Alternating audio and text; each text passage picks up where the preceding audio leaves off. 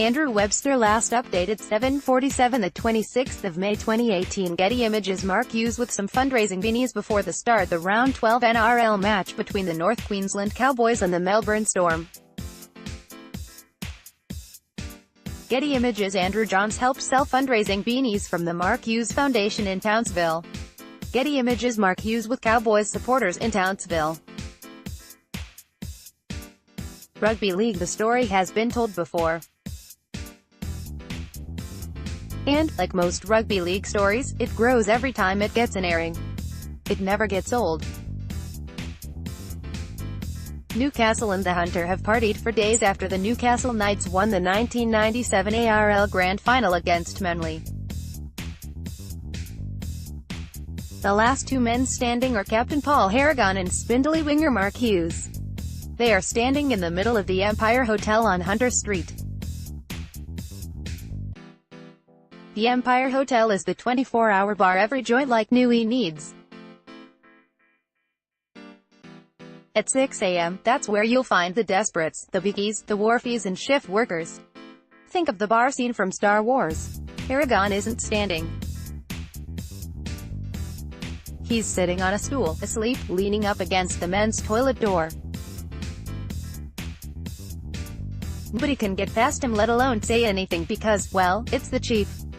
He's just inspired the Knights to their first premiership. Fred Moore, Storm Edge Cowboys, payout for Lomax. That's when I thought it was time for the big man to go, Hughes recalls. I walked across and threw him over my shoulder. I tell people it must have looked like the Winfield Cup, with Norm Provon cuddling Arthur Summons. I got him up and people formed a guard of honor. They gave the big man a big clap as he was carried out. We got to the footpath and fell over. I used Chief as a cushion. Then I put him in a cab.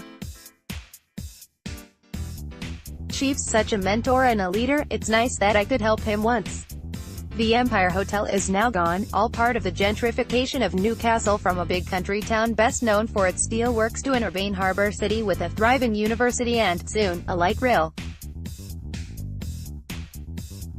We meet in a busy cafe not far from where the Empire once stood, and not far from Civic Park, where Knights players crowd-surfed across the top of delirious fans as the Screaming Jets played an impromptu concert to celebrate the 1997 premiership.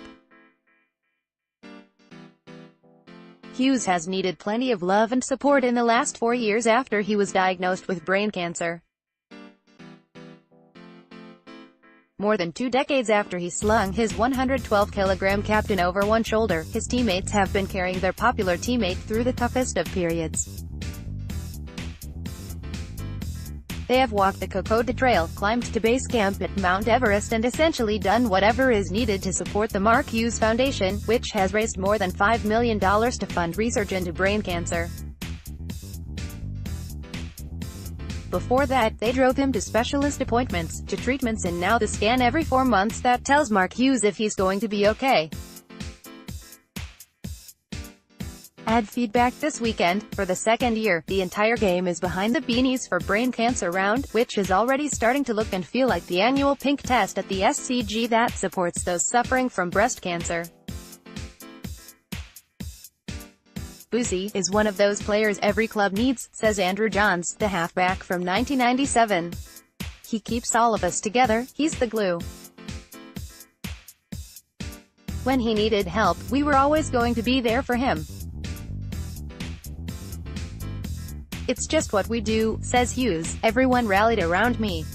I had so much support from all my old teammates. One day, Joey drove from Sydney on a Friday to John Hunter Hospital to spend a couple of hours with me before driving back to Penrith to call a match for Channel 9. Hughes is the type of man you want to rally around. This reporter first met him in his parents' kitchen in Curry in April 1997, just before he made his first-grade debut for the Knights. It was all ahead of him, the good and the bad. As a player, he came on late, winning a local competition with Curry before the Knights started getting interested in him. When he first walked into training, Matty Johns took one look at his gangly frame and said, "How can that guy be a footballer?" Hughes' former teammates take great delight in telling the story from Grand Final week in 1997 when one Sydney newspaper published profiles of each player. "Shoulders like a brown snake. How was he even playing first grade?" was the description alongside his headshot. He played 187 matches for Knights, in their 1997 and 2001 Premiership-winning sides, and also 3 State of Origins for NSW. "I'd limited tools but I squeezed everything I could out of a lemon," he says. "I wasn't the big explosive guy. I just worked to what strengths I had and with the players I was with." His life turned sharply in July 2013. He started suffering severe headaches and couldn't get out of bed for days. Scans revealed a tumor that needed to be removed. "They first thought it might be a low-grade but they can't tell until the surgery," Hughes says. "I was busting to get the answer. But it seemed to get a bit worse each time I spoke to them until the eventual answer came. It was grade 3. Before the operation I was told you want grade 1 or 2, but don't get 3 or 4. This time last year, I interviewed 9 Rugby League boss Matt Callender, who was the driving force behind last year's brain cancer round. He said he refused to research his brain cancer diagnoses on Google because it would send him down a rabbit hole. Nope, says Hughes, never Googled. It was 4 years ago, which is good because I'm still here. There are times when you are wondering if you're going to make your 40th birthday. You thinking about your kids, about all the milestones you are going to miss.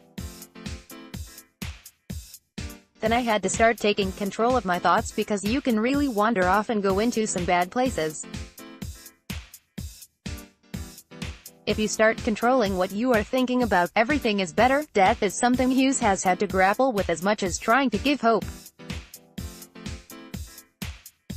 He's met countless of people who have been devastated by brain cancer. There's the guy who died a year after getting married. Another who never met his unborn child. It is the biggest killer of children under 10 and people under 40. Callender's death late last year rocked him harder than most, though. "You know it's coming but it still hurts," Hughes says. "You can't help but wonder, when is it my turn?" This is the thing about brain cancer, nobody will ever tap you on the shoulder and say you've beaten it. That day is not going to come for me. I get scans every 4 months and as long as I pass those scans everything is good for the next 4 months. It's a good thing to be getting scans because if I am not getting scans I know what the alternative is. I know Matt Callender would like to be getting scans every 4 months. And I know all the other people with brain cancer who want to be getting scans. I hope it's something I have to deal with for a while. That's the life of a brain cancer patient. People who have it and are dealing with it will know exactly what I am talking about. It's not a cancer where you get tapped on the shoulder and they say, "Well done, mate. You've graduated." That's why I live in the now. Living in the now, it sounds like a cliché. An Oprahism. For Hughes and others afflicted with such brutal cancer, it's the only way they can live their lives. Through the foundation, I meet many people with brain cancer and their families can be destroyed in 6 to 18 months. It's luck of the draw. I look at it and go, I'm lucky here. For some reason, I am staying around. I don't believe you are here for a reason because I have seen too much devastation. I do believe that some people are better equipped to handle certain situations than others. I can handle it. I know I've got a mission to solve the answers to this problem. I need to stick around. Harrigan says he has no recollection of that morning at the Empire Hotel. I was still snoring when he picked me up, he laughs. Before offering this, we were down at Bondi earlier this week, setting a world record for the biggest gathering of people wearing beanies. I nudged him and said, "This is all you, mate."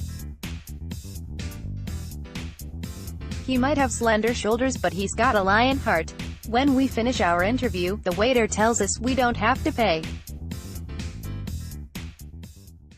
A woman, who has already left, has covered the bill. Hughes is genuinely blown away and humbled. Then he smiles. "They must have thought I was Kurt Gidley." Sydney Morning Herald.